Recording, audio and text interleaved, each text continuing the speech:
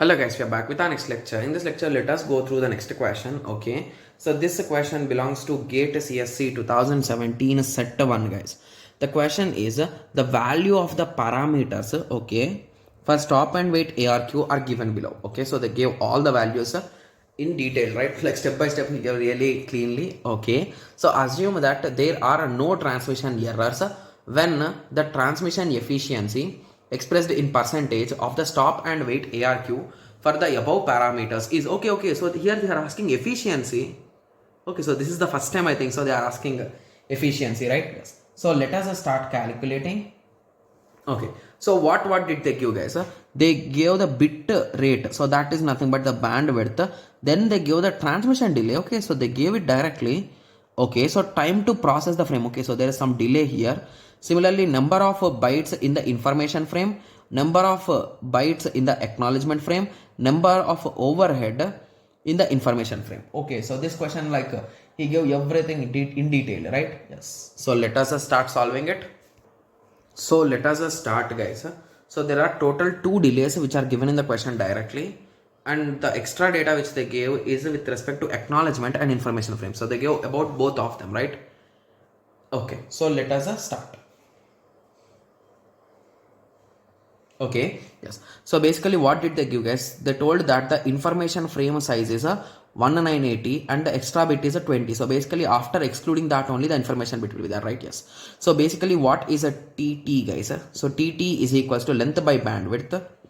Length is a 1980 bytes divided by 1 Bps, right? Yes, that is nothing but 1980 into 8 bits divided by 1 into 10 power 6 bits per second. So let us convert that seconds into 10 power 3, that is milliseconds. So here I can cancel this 3 with here 3. So basically 1980 into 8. Okay, so let us calculate it. 1980 into 8 divided by 1000, which is nothing but 15.84 millisecond. Okay, similarly let us calculate the same formula for this. So what it will be guys, it will be just 20 here, right? 20 into 8, so 20 into 8 divided by 1000, that is equals to 0.16 milliseconds. So this is the for data, and similarly you calculate for acknowledgement guys, you will get the same value, that is a 0.16 millisecond. Okay, so we got each and every value, right? Yes. So let us start solving the problem now. So they asked what will be the efficiency, right? Yes. So if you recall what is efficiency original formula guys, it is nothing but useful time by total time, right? Yes. So among this all times which is useful guys, the only transmission time of data is useful, right? So that is nothing but 15.84 millisecond divided by total time. So it includes this 15.84 plus so I need to place it, then it should travel, so the traveling time is a 0.75, then it should process, so the processing time is a 0.25, plus again it should we should pass the acknowledgement reverse, so that time is a 0.16, right? Yes. So did I miss any timing? No, right? Yes. So that's all, right? Yes. Okay, so what is it exactly? So let us calculate. Okay, yes.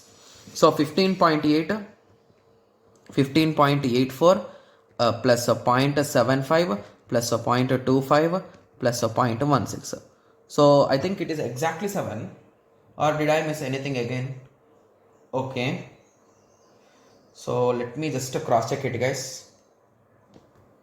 Okay, so we need to count it, we need to, okay, so I forgot one timing, that is so basically whenever you are solving this problem, so draw the diagrams guys. So basically here we are having sender, here we are having receiver. So the first time what it is placing time, right? Yes. So this time 0.75 is transfer time, nice. After that 0.25 is here processing time, and after that 0.16 is a placing time, and then it should come back, right? I forgot that time, so it is a 0.75. So 17 plus 0.75. So the result is a 17.75.